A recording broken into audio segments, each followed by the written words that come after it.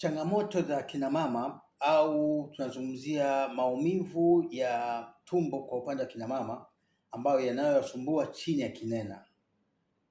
Kuna mwingine anapata maumivu haya yanakwenda mpaka kwenye njia ya haja kubwa kwa nyuma. Maumivu yanatokea yanaambatana na kujisikia kichefuchefu. Haya maumivu ya tumbo yanaambatana kutaka kutapika na mwingine anatapika kabisa.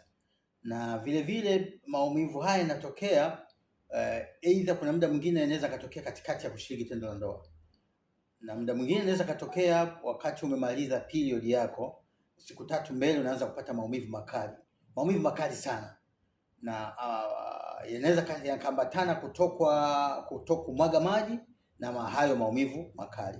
Tunazungumzia ni chango. Sasa chango kwa upande wa kina mama yana sababu mbili, aidha ni chango la uzazi ambayo nasema mwanamke ambaye hajawahi kupata mtoto, au ni chango la uzazi mwanamke alishawahi kupata mtoto lakini bado anasumbuliwa na hilo chango. Sasa kwenye upande wa kitaalamu wanaita primary dysmenorrhea na secondary dysmenorrhea.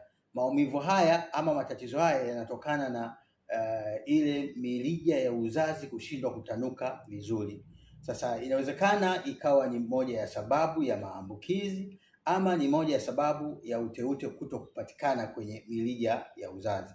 Sasa haya yote ni matatizo ambayo wanawake yanawasumbua, na bahati nzuri kwamba kupitia mimea yetu ya asili huwa inafanya kazi vizuri sana na haya matatizo huwa yanaisha. Sasa nini dhamira yangu? Kwamba dhamira yangu wale ambao wanasumbuliwa na changamoto kama hiyo na inafika tu muda mwingine wanashindwa kufanya shughuli zao, wanaishi kwenye majumba ya watu wengi, kila mmoja anajua kwamba wewe sasa anaumwa au amemaliza period au anaingia kwenye period, au anajua kwamba mama fulani matatizo yake makubwa ni ya tumbo, na akishamaliza ukimwona tena wengine tumbo likiuma sana anatoka na vipele usoni, maana yake ina sign kwamba kweli yuko kwenye period au amemaliza period. Sasa tunaweza tukakuelekeza namna ambayo unaweza kujisave, yani kuondokana na hiyo shida. Hebu chukua manemane pamoja na mdalasini. Manemane pamoja na mdalasini. Manemane unaenda kwenye duka madawa ya asili, unaambia nipatieni manemane ambaye ipo kama mithili ya ubani. Unachukua na mdalasini. Sasa mdalasini ziko za aina mbili. Kuna mdalasini wa India na mdalasini wa hapa kwetu. Sasa wewe waambie mdalasini wa aina yote. Sasa nao mdalasini kuna ya unga na kuna ile magome yake. Sasa wewe yote utakayopata wala haina shida. Kwa hiyo chukua manemane na mdalasini. Kama ya unga utapata